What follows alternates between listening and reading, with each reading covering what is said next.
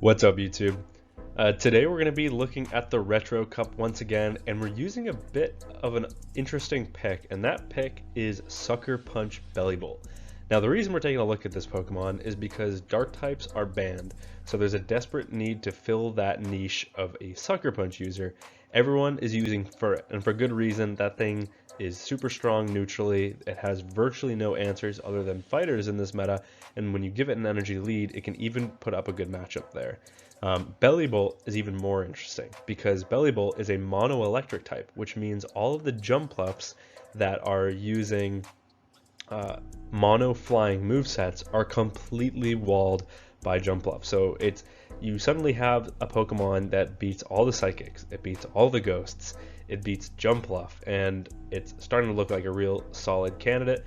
We pair it with Ice because Ice and Electric have virtually no resistances when combined as an offensive typing, and then Grumpig as our safe swap.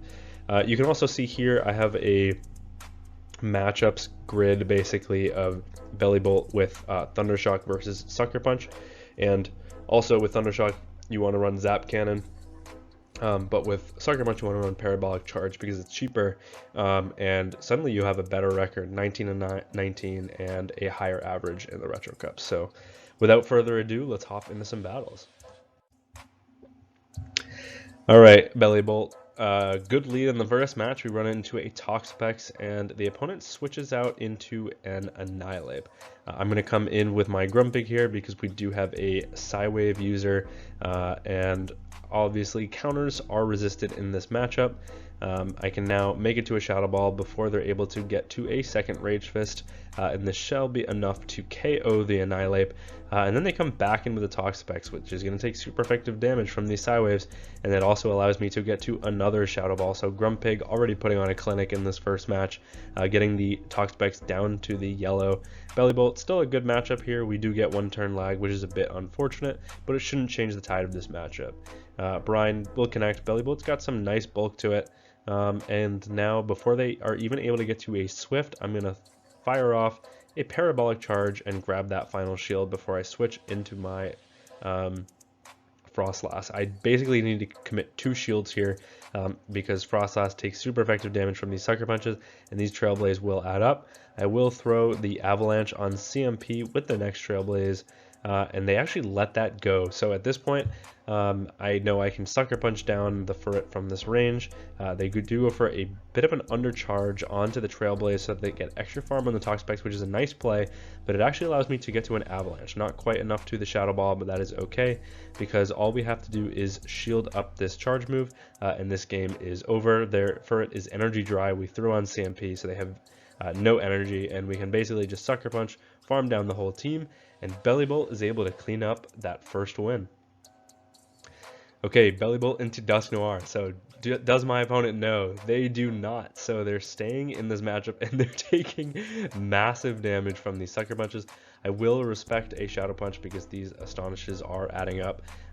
And my opponent then switches into a Grumpig. Now this is the unfortunate part about this team, is that once our Bellibolt is down, we don't really have a great answer to Furret. But Parabolic Charge does have a chance to boost our defense, and we get the defense boost on our first try, which means we can survive that Trailblaze no problem.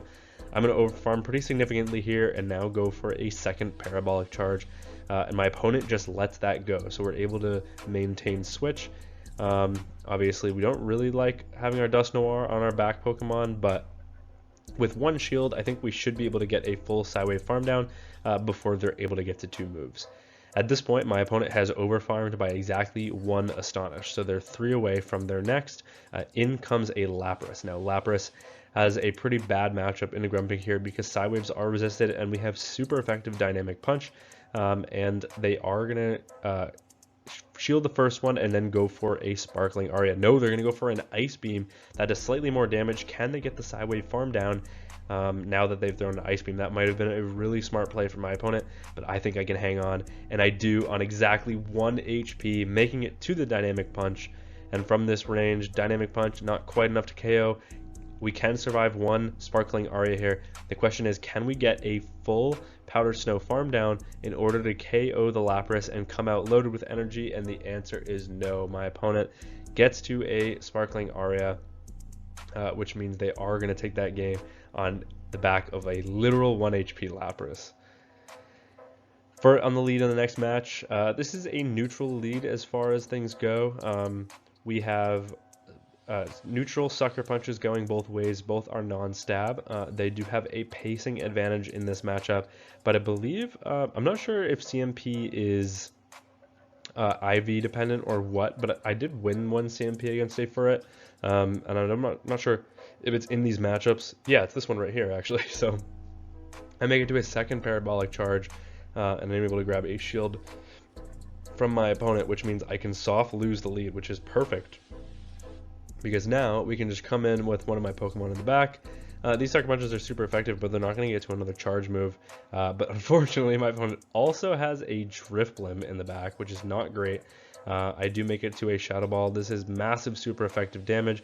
My opponent shields that up. I don't think I can make it to another, so I instantly pivot into my Frostlass. I know my opponent's probably going to bait here, but I have to shield this up. It is the Icy Wind bait, but because they're on Astonish, I'm able to outpace, make it to an Avalanche, and from this range, Avalanche will surely KO the Drifblim. And now what is that Pokemon in the back? It's a Jumpluff, and my opponent knows that there's no chance, so they just resign the match. Okay, Bellibolt into Furret. We just saw this lead. We're going to probably play it out in a very similar fashion, just going for the parabolic charge first to boost our defense, especially because they're just going to boost their attack with a Trailblaze first. No, they're going to go straight for a Swift, and then they're going to pivot into an Oranguru, which is a bit of an interesting play after seeing super effective or dark type sucker punches on this Pokemon. And then I go for a bit of an odd play. I go for a Brutal Swing Catch, which is super effective on my Grumpig, but I know confusions are resisted here, and I will get to the Dynamic Punch at the exact same time that they make it to their second Brutal Swing. So I'll throw this energy as soon as I get there on CMP, and we do. And now my opponent comes back in with their Furret, and I kind of just have to let this go because I can't really force a shield back without first giving up a shield. So I will instantly come back in with my Bellibolt. I do get one turn lag, but fortunately I'm still able to outpace, which means it should not matter. And I do get to a parabolic charge, and my opponent actually shields that up. At this point, I will shield a Trailblaze because Trailblaze will do pretty large damage, and these sucker punches will start adding up, but instead they come in with a Grumpig. So what I'm going to do here is I'm going to overfarm slightly, go for the Shadow Ball. Maybe my opponent will think this is a bait, and they do. They try and call a bait, which is huge for me, because now it's just who can basically get the farm down first, and my opponent makes a massive mistake. They go for a charge move when this was a fast move damage game, and had they gone for the full fast move damage, they would have won.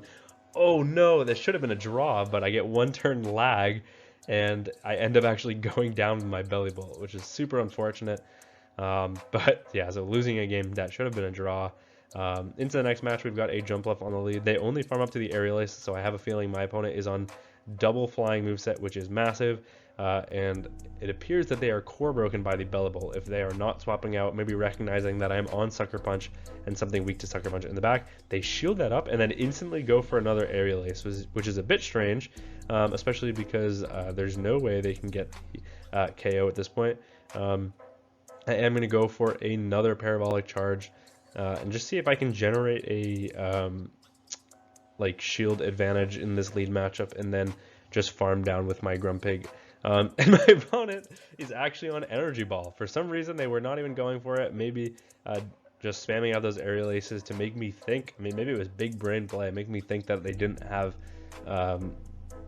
any coverage. So pretty nice play there. But as soon as they come in with a Grumpig to my already up energy, up shields Grumpig, I know that this game is over. Something is dangerously wrong with my opponent's team in the back. And at this point, I think I can just let this go because I have Shadow Ball coverage on my Frostlass, and they bait too. So yeah, my opponent making all the wrong plays in this matchup. Shadow Ball connects. I'm going to instantly pivot. It is a Dugong in the back, and I know my opponent is 100% going to go for an Icy Wind bait here, but I have two shields. I may as well start using them. It is the Icy Wind bait, but I can now connect with a Shadow Ball. My opponent has no shields remaining, so the Shadow Ball will definitely connect, and it looks like that will not quite two-shot, which is pretty unfortunate because these powder snows are double resisted, single resisted on ice and single resisted on water, and they bait me again, which means that this Shadow Ball is going to do virtually no damage, and I will actually need a third charge move, and I believe a Shadow Ball, because even Avalanche from this range, it's double resisted, but I'm still able to outpace, make it to a Shadow Ball. It looks like on the CMP tie, and we are able to take that win. Into the next match, we have a Jumpluff on the lead. So once again, this is a great matchup for us. Hopefully my opponent is on double flying moveset, but because they are the non-shadow, there's a higher chance that they are on Energy Ball. My opponent does overfarm, playing to a CMP tie that they do not win, which allows me to connect with a Parabolic Charge and boost my defense, which is super nice. Are they on Energy Ball is the question, and they are, so that's pretty unfortunate. But it looks like 2 of those will not be enough to KO, and they have a Dunsparce in the back. I foolishly let them overfarm quite a bit before I switch into my Grumpig, but at this point, I know I can take 1 drill run. It looks like I can take 2 drill runs if I really want to, and I should be able to still connect with a Dynamic Punch. So let's see, is my opponent willing to give up a shield in order to flip this matchup? And if they are, I'm going to shield back and force them to give me 2 shields before I go down. So here's my shield. And now I can overfarm slightly here. I'm going to throw the Dynamic Punch right before they get to their next charge move. And if my opponent has lost count, I might be able to get to another Dynamic Punch. But my opponent, knowing that, just decides to throw their energy right away. And Drill Run will be able to connect and KO. So at this point, I just have to come in with my Bellibolt. I'm going to get the Discharge off just to get the knockout of this Dunsparce, because I don't need Switch in this matchup. I have a Frostlass for the Jumpluff, and my opponent is ABA weak to ice, so very unfortunate for them. I will shield this up. A Stone Edge would do massive damage, and it is the Stone Edge. So now what I'm going to do is I'm going to overfarm massively, throw the Avalanche on CMP with the next Stone Edge. Is this enough to KO the bulky Clodsire from this range? It's not, and that means a Stone Edge will connect. But now, can I survive a super effective Stone Edge? I can in the red, but I am also able to make it to to an Avalanche against this Jumpluff. That's going to KO the Jumpluff, and I was going to go for a BM double resisted Parabolic Charge, but my opponent resigns the match. Into the next match, Grumpig on the lead. This is a great lead because we have super effective Sucker Punch. As soon as my opponent sees that, they come in with a Primeape. I am able to get a catch of a Rage Fist onto my Grumpig, which does seem a bit odd, but at this point I can just shield once and then go for a bunch of Psy Waves and throw the Dynamic Punch before they get to their next charge move. And that's exactly what I'm going to do. I'm going to throw the Dynamic Punch right before their next Rage Fist. Do they let this go? They do. They're happy taking that shield advantage. Are they going to come back in with their lead? No, they're going to come in with a Furret instead and get an energy lead. And now this is awkward because I need to align my Bellibolt onto their Furret because Frostlass does not have a good matchup there. So in comes the Bellibolt. I don't get 1 turn lag there, which is nice, I believe. So now I can let the first Trailblaze go. Bellibolt has some really nice bulk to it, so it survives that very comfortably. Now able to get to a Parabolic Charge. Do we get the defense boost? Yes, we do, which is huge because now I believe a Swift will not be enough to KO from this range. And at this point, as long as that Sucker Punch lands, I should be able to get a full Powder Snow farm down. And I believe this is just a Swift here, which is double resisted, which means I will let this go. It is the double resisted Swift. In comes the Grumpig. I have an energy lead, so there's no point in baiting here. I'm going to full send the Shadow Ball. Is my opponent willing to call the bait? They are, and unfortunately my opponent is going to go down with a shield remaining, and we're able to take that win. Okay, Bellibolt into Pelipper. Doesn't get much better than that. My opponent's going to instantly switch out of this matchup into a Hakamo'o, which I don't have a great response to. Well, I do, kind of. Obviously, Brick Break is resisted here, but Dragon Claws and Dragon Tails are neutral here. So if they want to flip switch after landing that Dragon Claw, they totally could. But here comes an Avalanche. This is super effective damage. My opponent does shield that up. And it looks like they're going for the full farm down, which means they do want to commit both shields to flip switch. But that's okay. We can just come in with Grumpig, get a full Psywave farm down, and then come out loaded with energy. And we know that Grumpig energy goes absolutely everywhere into this meta. There's nothing that can wall Grumpig energy. So I am going to shield once and then go for the full farm down, because once I have this energy lead, what does my opponent want to do? They're going to come back in with the Pelipper, which makes sense. I'm now going to overfarm, throw the Shadow Ball before they're able to make it to a Weather Ball, and once this connects, I'm going to instantly pivot into my Bellibolt. And what is in the back? An Annihilate, which is not a hard answer to the Bellibolt. So I can get to a Parabolic Charge that raises my defense, which is massive. My opponent will have to full send a close combat here if they want the KO, so I'm going to shield this up. It is just the Rage Fist, but I'm able to overfarm here, and now I'm able to go for a discharge.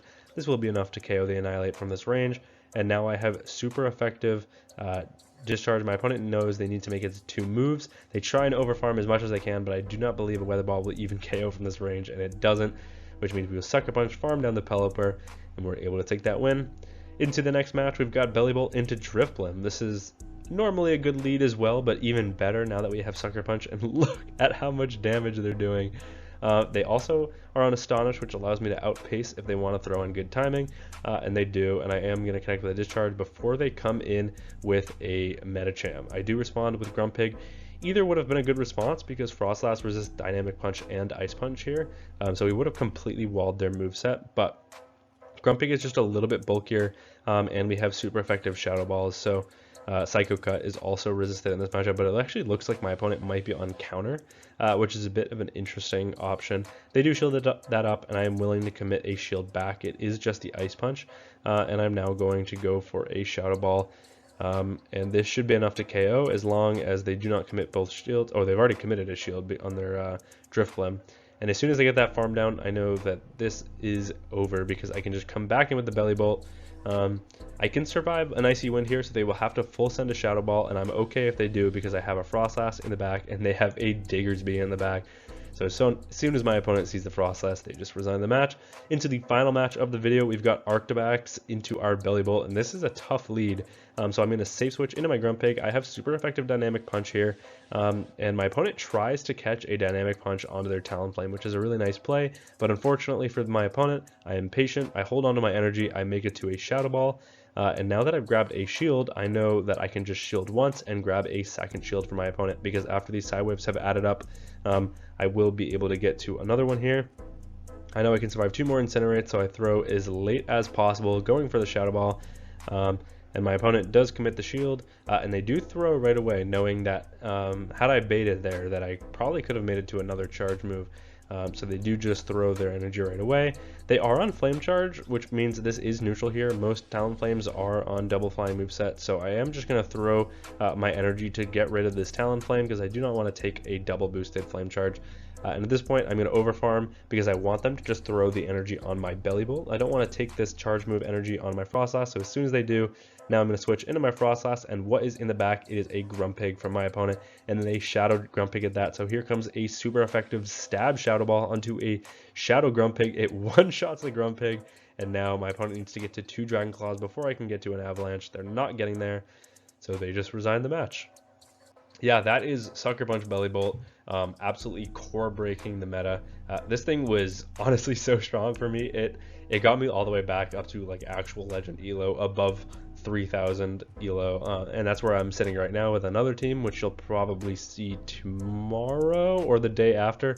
I'm actually showcasing another content creator who submitted battles to this channel, so I'll probably showcase that tomorrow, and then my next team the day after. But yeah, that's gonna be it for me from this video. Thank you all so much for watching, and until next time, peace.